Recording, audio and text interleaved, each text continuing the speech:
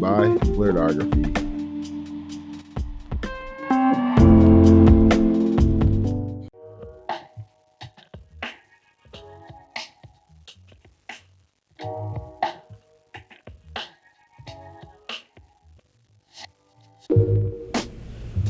Yes, how we doing? I'm fine with you. I'm Mark from Blurredography. So I happened to follow you, and I happened to see you were at MomoCon about 2 weeks ago. How was that experience for you? Oh, MomoCon is, I had never gone until I met my wife. First time I went was last year. Because before then I only been to Dragon Con, and I guess like MomoCon is really fun. A lot of amazing cosplayers, a lot of anime voice actors, lots great culture there. I felt like I'd only been to the niche cons like RangerStop and then Supernatural Con. I'm like, I don't know how I would feel at the big cons because like, you know, I feel like, you know, maybe I wouldn't belong. And then it's like, oh no, like I feel right at home here. And, you know, so I'm like, I'm gonna come back and do this every year. And this year we tried to set the world record for most people dressed as Spider-Man, and we came close. But no, we're gonna do it next year. Yes. All right, JV is JV versus the world. All right, so what is your nerdy origin story? What got you started in the nerdy space? It all started when I was born.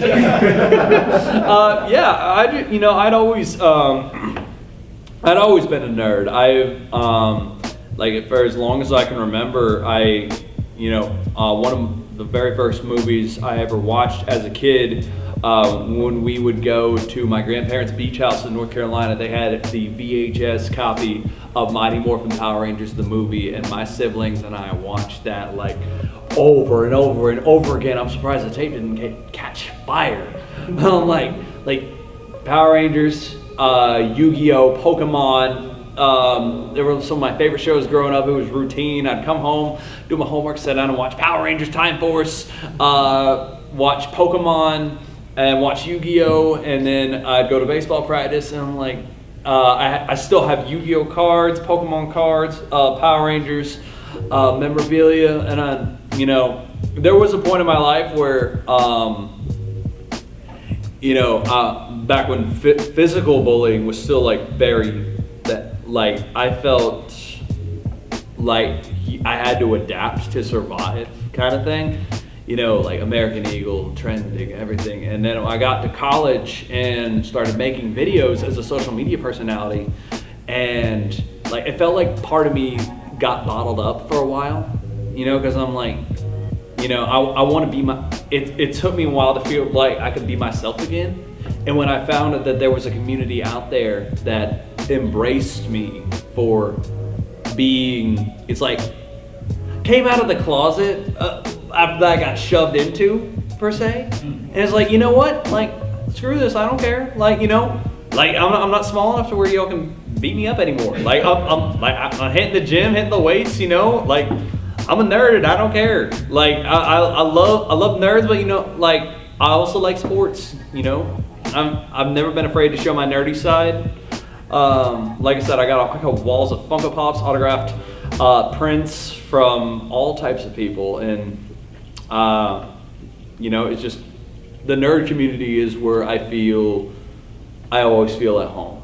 Like, whereas amongst other influencers per se, like I can't stand most types of influencers because they don't have that kind of personality, or it's like kind of the more shallow approach, But the nerd community, like y'all are always family to me. Yes. So, Carnell Holly from Carnell Holly Pictures. What's going on, Carnell?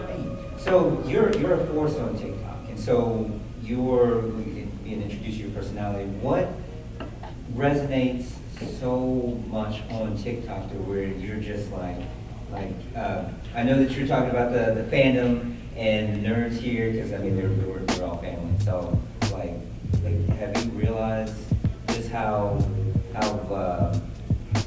big of a star you are on TikTok? It comes and it goes.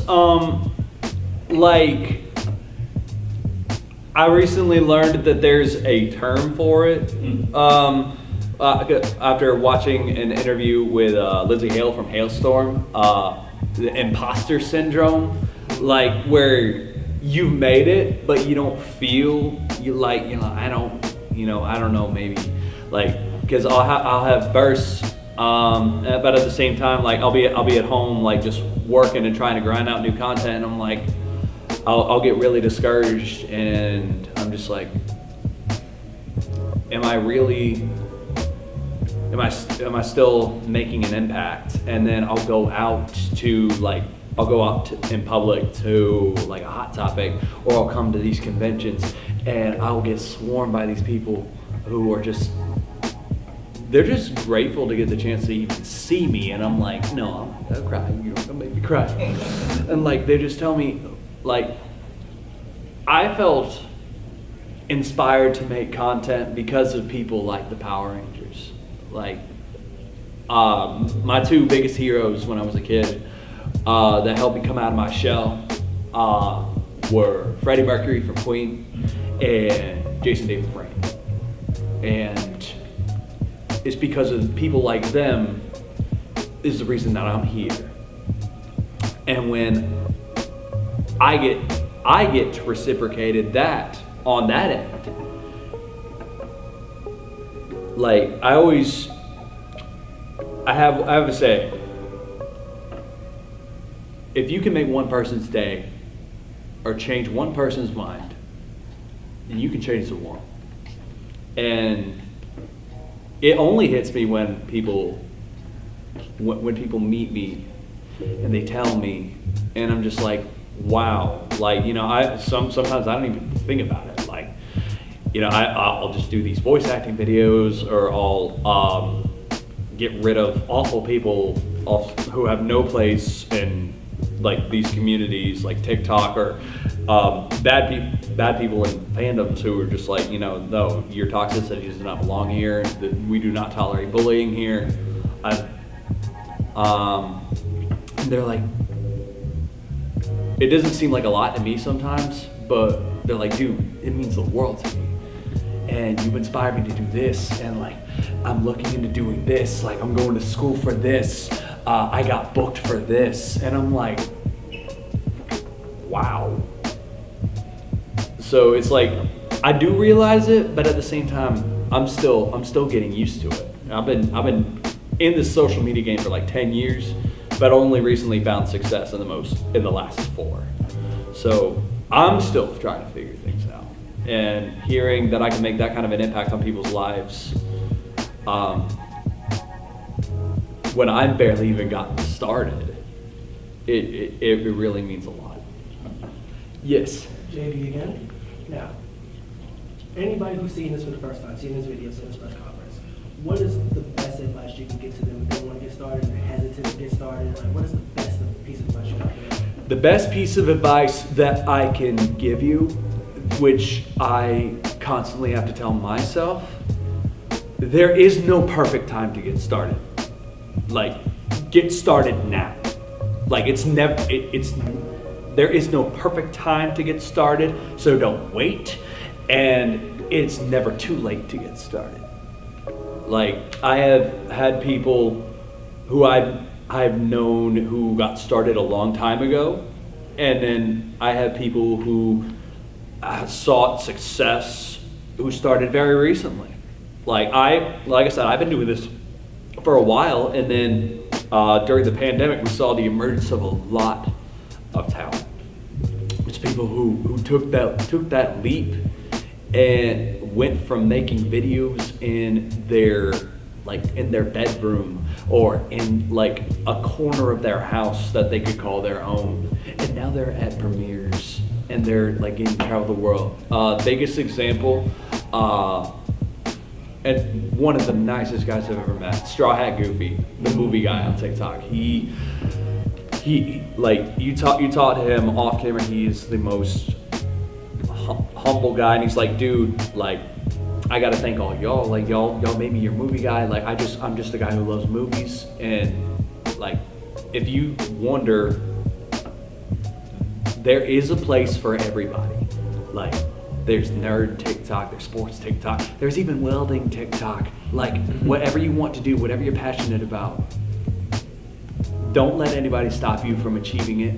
There's no perfect time to get started, and it's never too late to get started. Those are my 3 points of advice. Hey, I think we have One more question.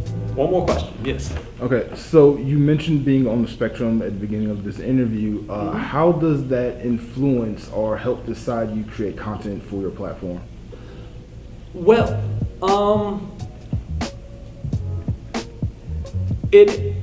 I feel it helps me in certain aspects. Like I said, it actually took me a while to figure out that I was autistic. Like, we knew there was something going on up here, but I didn't find out until my senior year of high school. But I learned all about it. It's like we call it my superpower. Like, I can memorize mass amounts of data, do quick math in my head, play multiple instruments. One thing I can't do is read the room. But I see smiles all around, so I think we're doing good. But it is it helps me, and it can be a weakness sometimes, but I don't let it stand in my way. Like, I'd say it's my greatest strength when it comes to creativity and thinking outside the box. But like I said, there's that aspect when it comes to being able to read people, and I'm like, I'll even consult my friends sometimes. I'm like, hey, if I ever feel that there's something on a certain subject that maybe will not take with certain people, I'm never afraid to call up a friend. I'm like, hey, this is how I think this will play out. What are your thoughts? And that, and just always being an advocate for the autism community. Like I said, I only recently became part of the autism community like 4 years ago when they renamed, when we got rid of the term Asperger's, because it had been Asperger's most of my life, and then, Asperger was Nazi, so we don't do that anymore. So it's just ASD. But yeah, I'm always speaking up, always being an advocate, because there's lots of people out there like me or have it, it may be a little more challenging for them. But yeah, that's how I incorporate it. Did I answer your question? Yeah. Okay, awesome. Thank you so much. Thank you so much for coming, guys. I didn't expect anybody to be.